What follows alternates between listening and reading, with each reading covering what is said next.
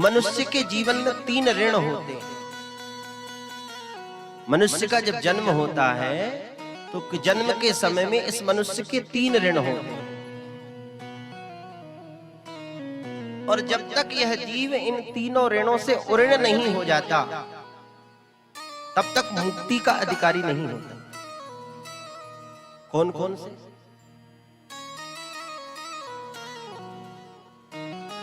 पहला है देव ऋण, देवताओं का ऋण। ये कैसा महाराज? जब विधाता ब्रह्मा जी ने इस सृष्टि की रचना की तो सृष्टि की रचना के समय ब्रह्मा जी ने देवताओं और मनुष्यों को एक दूसरे का पूरक बना दिया कि तुम एक दूसरे को देते लेते रहो, आदान प्रदान करते रहो। तो महाराज इस बात से प्रसन्न होकर के देवता लोग तो देना प्रारंभ कर दिया। देवताओं ने क्या दिया? बोले ये सूर्य भगवान का जो प्रकाश मिल रहा है ये देवताओं की कृपा से ही तो मिल रहा है। देवता लोग देने लगे मनुष्य। घर में आप लोग बिजली का उपयोग करते हैं, कूलर, पंखे, एसी, टीवी चलाते हैं, तो जब 1 महीना पूरा हो जाता है तो घर में एक बिल आ जाता है महाराज, और उस बिल को आप हर महीना पे करते हो, जमा करते हो। यदि जमा नहीं करोगे तो आपकी लाइट कट जाएगी। परंतु बताओ, जब से आपका जन्म हुआ है अभी तक आपने कितने जन्म से लेकर के अभी तक आपको भगवान सूर्य नारायण ने प्रकाश दिया क्या? नहीं। आपको प्रकाश मिला क्या? नहीं। यदि सूर्य भगवान का उदय नहीं हो तो संसार में हमारी आंखें कुछ देख नहीं सकती। आपको लगता होगा कि हमारी आंखों में शक्ति, हम सब कुछ देख लेंगे, तो अंधकार में क्यों नहीं कुछ दिखाई देता? इसका मतलब कि हमारे आंखों में शक्ति नहीं है देखने की, ये तो सूर्य नारायण की कृपा से हम संसार को देख सकते हैं। यदि वो भी छुट्टी पर चले जाए 1-2 दिन के लिए तो क्या होगा?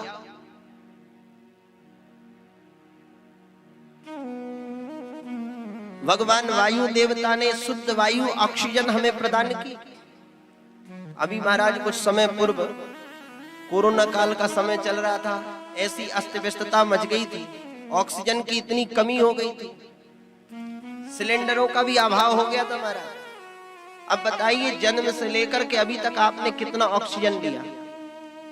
डॉक्टर लोग जब ऑक्सीजन देते हैं तो कितना पैसा लेते, कितना पैसा जमा करवाते, और ये फ्री फोकट की वर्षों से जो आपको हवा मिल रही, वायु मिल रही, शुद्ध हवा, शुद्ध वायु, शुद्ध ऑक्सीजन, ये प्रकृति के द्वारा, ये वृक्षों के द्वारा, इसके लिए हमने क्या किया? कुछ किया अभी तक? केवल कमाना, खाना। तो देवता लोग तो देते हैं, परंतु हम देवताओं को कुछ नहीं देते। हमने भी महाराज जमा किया, परंतु दिया कैसे? बोले अपने बच्चों के लिए जमा करते, अपने परिवार के लिए जमा करते, देवताओं को कुछ नहीं दिया। यह है देव ऋण, देवताओं का ऋण। इस ऋण से हम तभी उऋण हो पाएंगे जब देवताओं के प्रति हम कृतज्ञ होंगे। इसलिए मैं निवेदन करता हूं कि प्रत्येक मनुष्य को सूर्य नारायण को जल चढ़ाना चाहिए, जल का तर्पण करना चाहिए। पीपल के वृक्ष में जल चढ़ाना चाहिए। पीपल के वृक्ष में ऑक्सीजन होता है, उससे ऑक्सीजन मिलता है। चींटियों को चीनी, शक्कर आदि देना चाहिए। याज्ञिक कर्म के द्वारा यज्ञ में आहुति प्रदान करना चाहिए, ताकि देवता लोग हमसे प्रसन्न हो और प्रसन्न होकर के हमारे ऊपर कृपा करें। अच्छा ये बताओ, आप लोग खेती करते हो, कृषि कार्य करते हो, यदि बरसात ना हो, भगवान वरुण देव बारिश ना करे, तो क्या खेती में फसल मिलेगी? बिल्कुल नहीं। तो क्या हमें उन देवताओं के प्रति कुछ कृतज्ञता नहीं होनी चाहिए? तो जब यह जीव नित्य कर्म से निवृत्त होकर के सूर्य नारायण को जल चढ़ाता है, पीपल के वृक्ष में जल चढ़ाता है, प्रतिदिन देवताओं का यजन करता है, याज्ञिक कर्म करता है, हवन करता है, तो यह देव ऋण से उऋण हो जाता है, मुक्त हो जाता है। भगवान वेदव्यास जी अपने प्रिय पुत्र सुखदेव जी को समझा रहे, बेटा मेरी आज्ञा है कि तुम गृहस्थ जीवन को स्वीकार करो।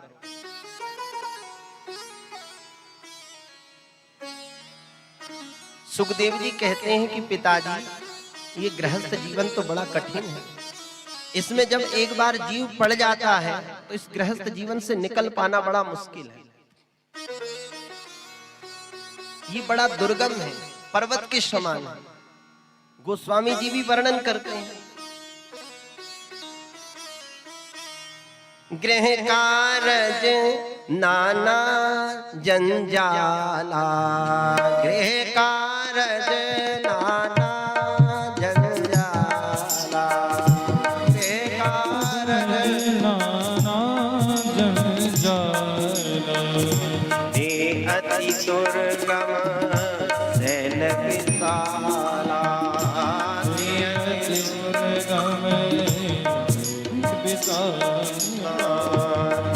अति दुर्गम सैन विशाला, अति दुर्गम सैन विशाला, कारज नाना जंजाला, गृह कारज नाना जंजाला, गृह कारज नाना जंजाला,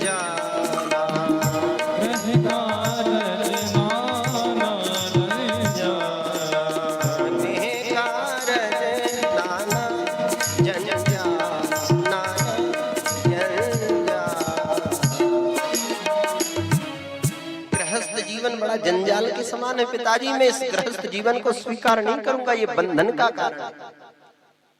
मुझे तो मोक्ष मार्ग को प्रशस्त करना है, मैं तो मुक्ति के रास्ते से में जाना चाहता हूं। तो मैं निवेदन कर रहा था, प्रत्येक मनुष्य के जीवन में 3 ऋण होते हैं।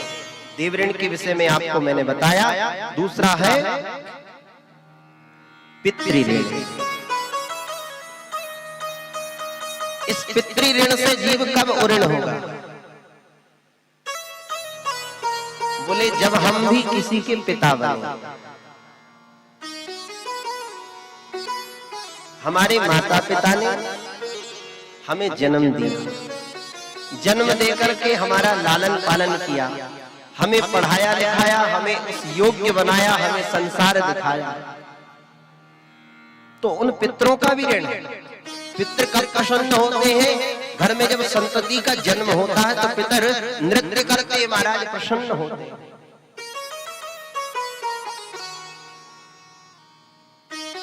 हमें जो कुछ भी प्राप्त होता है हमारे कर्म से ही प्राप्त होता है। हमें पुत्र भी प्राप्त होता है तो ये हमारे पूर्व जन्म का कर्म है, पुत्र नहीं है।